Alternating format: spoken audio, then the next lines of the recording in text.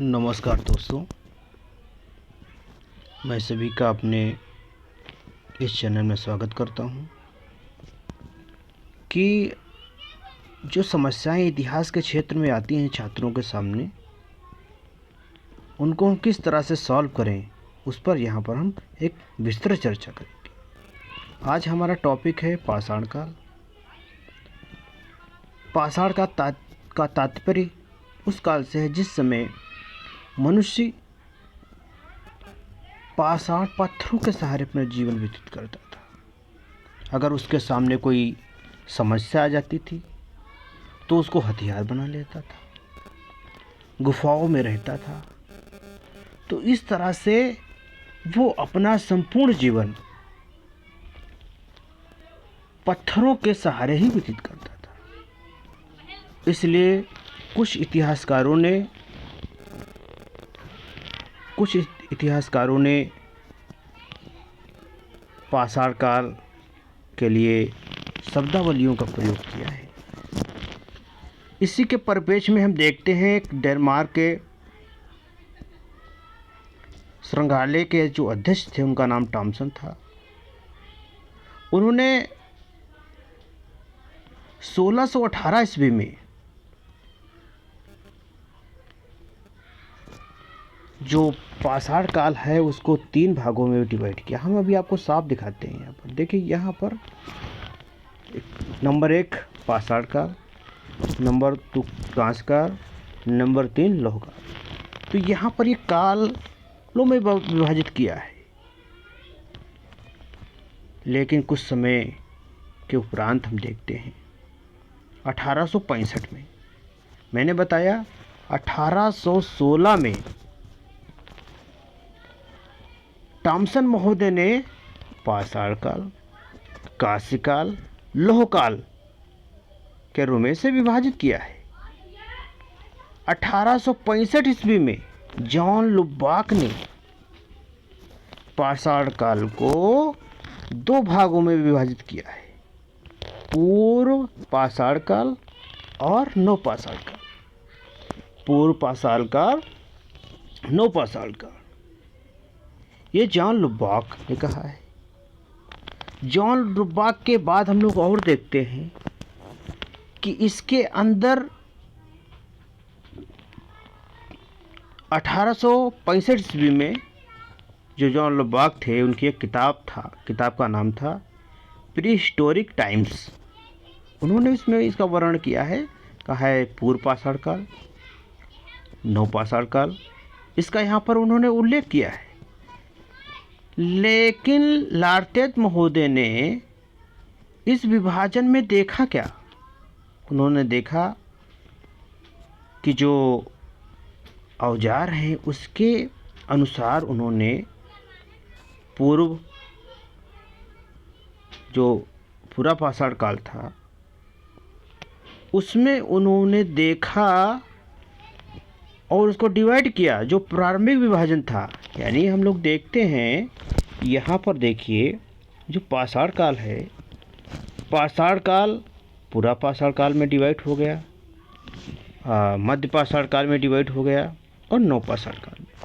तो पाषाण काल 3 पार्ट हम यहाँ पर देखते हैं, पूरा पाषाण काल, मध्य पाषाण काल, नवपाषाण काल।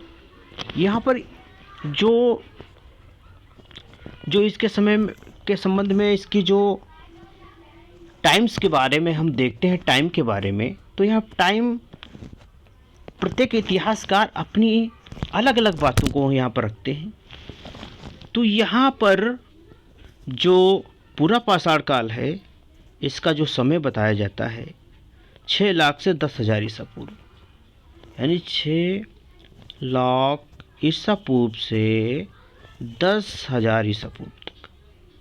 मध्य पाषाण काल 10,000 ईसा पूर्व से 4,000 ईसा पूर्व। नवपाषाण काल 4,000 ईसा पूर्व से 1,000 ईसा पूर्व तक का समय को नवपाषाण काल कहा जाता है। लेकिन जो यहाँ पर हम देखते हैं लार्तेत महोदय, जो लार्तेत महोदय हैं, उन्होंने यहाँ पर देखिए ये पूरा पाषाण काल के 3 पार्ट कर दिए। निम्न पूरा पाषाण काल, मध्य पूरा पाषाण काल, उच्च पूरा पाषाण काल।